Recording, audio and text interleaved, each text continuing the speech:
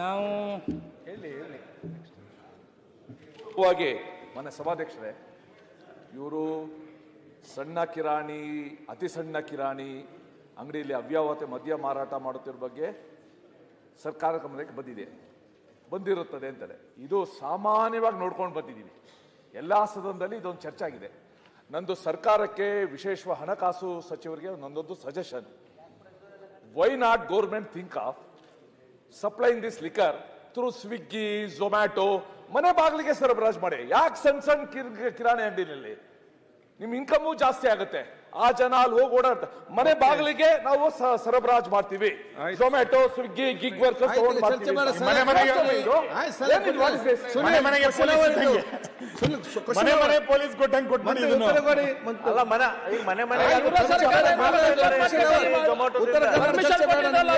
ಸಭಾಧ್ಯಕ್ಷರೇ, ಚಿಕ್ಕನಾಯಕನಹಳ್ಳಿಯಲ್ಲಿ ನಾವು ಈಗ ಆಲ್ರೆಡಿ 771 ಕಡೆ ನಾವು ರೇಡ್ ಮಾಡಿದ್ದೀವಿ. 3 ವರ್ಷಗಳಲ್ಲಿ 51 32 34 ನಾವು ಕೇಸ್ ಹಾಕಿದ್ದೀವಿ. 15 ಈ ಪ್ರಕಾರ 4 ಪಾರ್ಟಿಯಲ್ಲಿ ಹಾಕ್ತೀವಿ. ಹೀಗೆ ಆವಾಗ ನಾವು ರೇಡ್ ಮಾಡ್ತಕ್ಕಂಥದ್ದು, ಕಂಟ್ರೋಲ್ ಮಾಡ್ತಕ್ಕಂಥದ್ದು ನಾವು ಮಾಡ್ತಾನೆ ಇದ್ದೀವಿ. ಅಲ್ಪ ಸ್ವಲ್ಪ ಈ ಪ್ರಮಾಣದಲ್ಲಿ ನಡೀತಿದೆ. ಇನ್ನೂ ಕಠಿಣವಾಗಿ ಅದನ್ನು ನಡೆದುಕೊಳ್ತಕ್ಕಂಥ ಕೆಲಸ ನಾವು ಮಾಡ್ತೀವಿ. ಇಲ್ಲ, ಅಲ್ಪ ಸ್ವಲ್ಪ ಅಲ್ಲ ಸನ್ಮಾನ್ಯದ ಅಬಕಾರಿ ಸಚಿವರೇ. ಈಗ ಏನಾಗಿದೆ, ನೀವು ಟಾರ್ಗೆಟ್ ಫಿಕ್ಸ್ ಮಾಡಿದಿರಂತೆ, ಹೌದಾ? ಅಬಕಾರಿ ಇಲಾಖೆ ಇಷ್ಟು ಮಾರಬೇಕು ಅಂತ ಟಾರ್ಗೆಟ್ ಫಿಕ್ಸ್ ಮಾಡಿದ್ದೀರಿ ಅಂತ ಅಲ್ಲಿ ಹೇಳ್ತಾರೆ. ಇಷ್ಟನ್ನ ನೀವು ಒಂದೊಂದು ತಾಲೂಕಲ್ಲಿ ಇಷ್ಟು ಟಾರ್ಗೆಟ್ ಮಾಡಬೇಕು ಅಂತ ನೀವು ನಿಗದಿ ಮಾಡಿರೋದ್ರಿಂದ ನಾವು ಸೇಲ್ ಮಾಡಲೇಬೇಕು ಅಂತಕ್ಕಂಥ ದೃಷ್ಟಿನಲ್ಲಿ ಅಲ್ಲಿ ಅವರೆಲ್ಲರೂ ಕೂಡ ಹೇಳ್ತಕ್ಕಂಥದ್ದು. ಹೀಗಾಗಿ ಹಳ್ಳಿಯಲ್ಲೂ ಮಾರ್ತಾ ಇದ್ದಾರೆ. ಈಗಿನ ಏನು SLC ಮಕ್ಕಳವರೆಗೂ ಕೂಡ ಕಾಲೇಜ್ ಫೀಲ್ಡ್, ಹೈಸ್ಕೂಲ್ ಫೀಲ್ಡಲ್ಲಿ ಕೂತ್ಕೊಂಡು ಕುಡಿತಾ ಇರೋದು ನಾವು ನೋಡ್ತಾ ಇದ್ದೀವಿ. ಅದೆಲ್ಲ ದಯಮಾಡಿ ಏನಾರು ಒಂದು ತೀರ್ಮಾನ ಮುಖ್ಯಮಂತ್ರಿ ತಗೊಳ್ಳಿ ಅಂತ ನಾನು.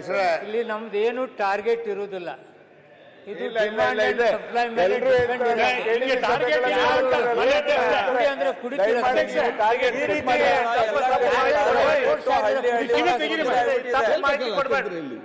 ಟಾರ್ಗೆಟ್ ಕೊಟ್ಟಿಲ್ಲ ಅಂತ ಒಬ್ರು ಸಚಿವರು ಇಲ್ಲಿ ಏನ್ ಮಾಡ್ಬೇಕು ಸರ್?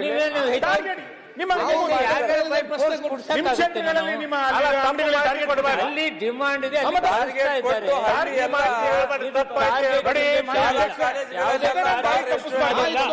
ಟಾರ್ಗೆಟ್ ಕೊಟ್ಟಿದೀವಿ ಅಂತ ಹೇಳಿ ಈ ಸರಿ ಇವರು ಅಬಕಾರಿ ಇಲಾಖೆಯ ಇನ್ಕಮ್ ಜಾಸ್ತಿ ಮಾಡುವಂತ ಟಾರ್ಗೆಟ್ ಕೊಟ್ಟಿದ್ದಾರೆ. 40,000 ಕೋಟಿ ಆಗಬೇಕು ಅಂತ ಹೇಳಿದ್ದಾರೆ. ಟಾರ್ಗೆಟ್ ಕೊಟ್ಟಿಲ್ಲ ಅಂತಂದ್ರೆ 43,000 ಕೋಟಿ ಜಾಸ್ತಿ ಮಾಡಬೇಕು ಅಂತ ಹೇಳಿದ್ದಾರೆ. ಟಾರ್ಗೆಟ್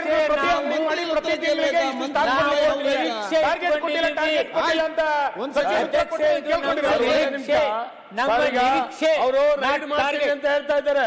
ಇದು ರೈಡ್ ಮಾಡೋದು ನಾಮಕಾವಸ್ಥೆ. ರೈಡ್ ಮಾಡಿದಾಗ ಸಿಗ್ತದೆ, ಅದರಲ್ಲಿ ಬ್ಯಾಚ್ ನಂಬರ್ ಇರ್ತದೆ.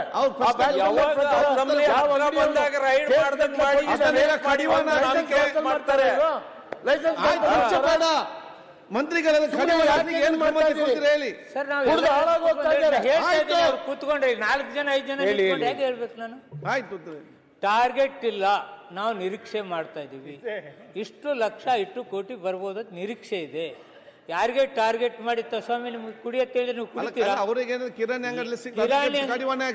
ಈ ಒಂದು ಗುಜರಾತ್ ಬಂದ್ ಹೈ ಬಹುತ್ ಮಿಲ್ತಾ ಈ ಕಿರಾಣಿ ಅಂಗಡಿಯಲ್ಲಿ ಇಲ್ಲಿ ಎಲ್ಲಾ ಕಡೆ ಇದು ನಡೀತಿರ್ತೈತಿ. ನಾವು ರೇಡ್ ಮಾಡ್ತಾ ಇದೀವಿ, ಕಂಟ್ರೋಲ್ ಮಾಡ್ತಿದೀವಿ. ಇನ್ನೂ ಕಠಿಣ ಕ್ರಮ ತಗೊಳ್ತೀವಿ. ಸಲಹೆ ಇದ್ರೆ ಕೊಡಿ. ಜಿ ಟಿ ಪಾಟೀಲ್ ಕಡಿವಾಣ ಆಗ್ಲಿಕ್ಕೆ ಸಲಹೆ ಇದ್ರೆ ಮತ್ತೆ ಕೊಡಿ ಹೋಗಿ. ಸನ್ಮಾನ್ಯ ಸ್ವೀಕಾರ ಮಾಡಿ ಉಪಮುಖ್ಯಮಂತ್ರಿಗಳಿಗೆ ಮೈಕ್ ಒಂದು ಪಾಯಿಂಟ್ ಹೇಳಿದ್ರಿ. ಈಗಿನ ಲೇಟೆಸ್ಟ್ ಇದು ಬಂದ ಮೇಲೆ ಈ ಅಮೆಝಾನು, ಸ್ವಿಗ್ಗಿ, ಜಿಗಿ ಏನೇನೆಲ್ಲ ಹೇಳಿದ್ರಲ್ಲ, ಇದೆಲ್ಲ ಈಗ ಬಂದ ಮೇಲೆ ಈಗ ಔಷಧಿ, ತರಕಾರಿ ಎಲ್ಲ ತರಕ್ಕೆಲ್ಲ ಫೋನ್ ಮಾಡ್ತಾರೆ, ಎಲ್ಲ ತಂದು ಕೊಡ್ತಾರೆ. ಇನ್ಕ್ಲೂಡಿ ಒಂದು ಸಣ್ಣ ಟ್ಯಾಬ್ಲೆಟ್ಗೂ ಕೂಡ ಈಗ ಫೋನ್ ಮಾಡಿ ತಂದು ಕೊಡ್ತಾರೆ. ಅವರೇನೆ ಹೋಗಿ ಲಿಕ್ಕರ್ ಶಾಪ್ಗೆ ಹೋಗಿ ತೆಗೆದುಕೊಂಡು ಬರೋದು ಕೊಡಲ್ಲ ಅನ್ನೋದು ಯಾವ guarantee? It is available there. ಈಗೆಲ್ಲ ನಾವು ಅಫಿಷಿಯಲ್ ಆಗಿ ಇಲ್ಲದೆ ಇರ್ಬೋದು ಅಷ್ಟೇ, ಅನ್ಅಫಿಷಿಯಲ್ ಅಲ್ಲ. ನಾನು ಹೇಳ್ತಾ ಇದ್ದೀನಿ, ನಾನು ಯಾಕೆಂದರೆ ಗೊತ್ತಿದೆಯೋ ಗೊತ್ತಿಲ್ಲದೋ ಕಣ್ಣಿಗೆ ಬಟ್ಟೆ ಹಾಕ್ಕೊಂಡು this is all going on this system. ನಾನು ಎಷ್ಟೋ ಕಡೆ ಕೇಳಿದ್ದೀನಿ ಇದನ್ನು. ನಾನು ಅದಕ್ಕೆ ನಮ್ಮ CMಗೂ ಒಂದ್ಸತಿ ಹೇಳ್ತಿದ್ದೆ, ಈ ನಮ್ಮ ಕರಾವಳಿ ಬೆಲ್ಟಲ್ಲಿ ಕೆಲವೆಲ್ಲ ಬಾರ್ಗಳಲ್ಲಿ ಅಲ್ಲೆಲ್ಲ ನಾವು ಪರ್ಮಿಷನ್ ಕೊಡ್ತಾ ಇಲ್ಲ ಬಾರ್ಗಳಿಗೆಲ್ಲ. ಬಟ್ ಸ್ಟಿಲ್ ಅಲ್ಲೆಲ್ಲ ಇದನ್ನು ಬೀರ್ಗಳೆಲ್ಲ ಮಾರ್ತಾ ಇದ್ದಾರೆ.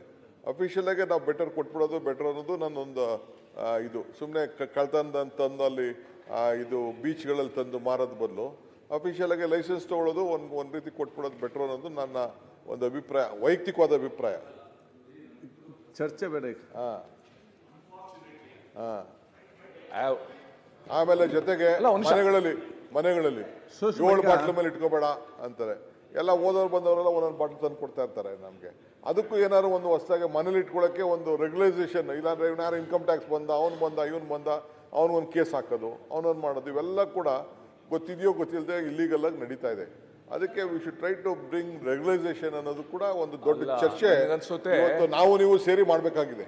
ಜಿ.ಟಿ. ಪಾಟೀಲ್ ನಾನು ಚರ್ಚೆ ಬೇಡ. ಯಾಕೆ ಚರ್ಚೆ ಬಂದು ಚರ್ಚೆ ಮಾಡಿ